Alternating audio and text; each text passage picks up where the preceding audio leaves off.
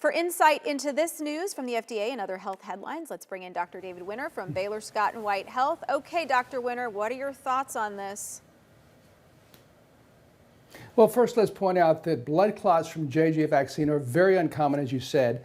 It's 3 cases per 1 million doses. Not very common, typically occurs in women aged 30 to 49 and occurs a week or 2 after the vaccine. So if you had a J&J some time ago, don't worry about it. But going forward, if you had a J&J and need another vaccine, you need to get a Pfizer or Moderna. No blood clots associated with those 2 vaccines, Sonia.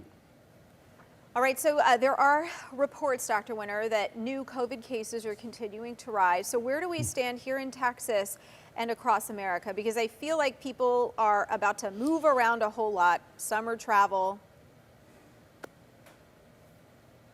Well, cases are going up. They're going up about 50% from several weeks ago. Those are new cases. We think they're way underestimated because a lot of folks just do home testing. Those aren't tallied, so we don't know how many of those are out there. And the other thing to point out is that hospitalization cases are starting to go up.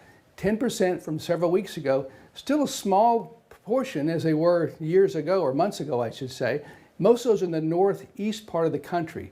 They're due to this new variant. It's the BA.2.12.1. It's the grandson of the original Omicron variant, and it's 25% more contagious. Doesn't appear to be that much more serious for most folks right now. And fortunately, it is protected by the vaccine. So vaccines do work to lower the chance of serious illness from this new variant. And Dr. Winter, what is currently the recommendation or the treatment regimen for those who test positive for COVID? Yeah, Sonia, as you know, most cases are still pretty mild.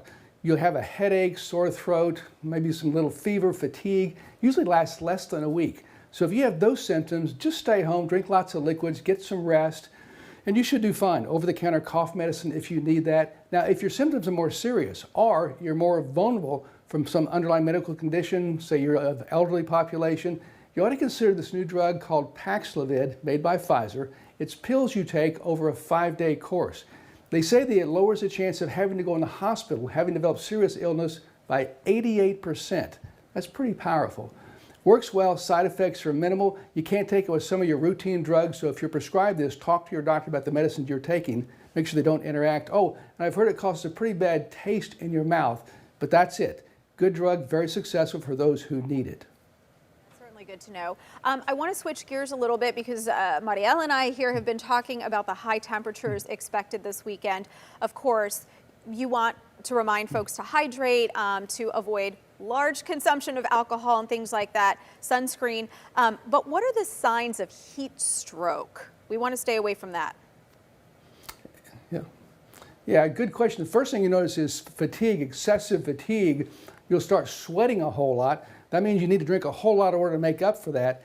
If you start sweating and then stop sweating, that's a big problem. Then you need to get indoors, cool your body temperature down. It takes a while for our bodies to adapt to hot weather.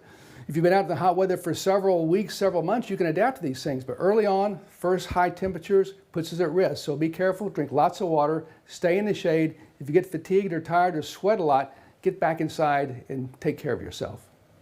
I think that's always a good reminder, Dr. Winter. Finally, Alzheimer's disease is the most common cause of dementia. Numbers of cases are rising. This is interesting. Fortunately, of course, newer detection methods and treatments are on the horizon. What's the latest on this? Yeah, I'm excited about this. Alzheimer's, it is becoming more common, it seems, out there. It affects your memory, your thinking, your judgment, even your language and your emotions. And right now, we don't have really good medicines for this, but some are coming. So that's exciting news to hear. Also, testing is, right now you do mental status exams where you ask a series of questions, test different parts of your brain. We also sometimes do expensive, time-consuming PET scans, but blood tests are on the horizon also. That's exciting.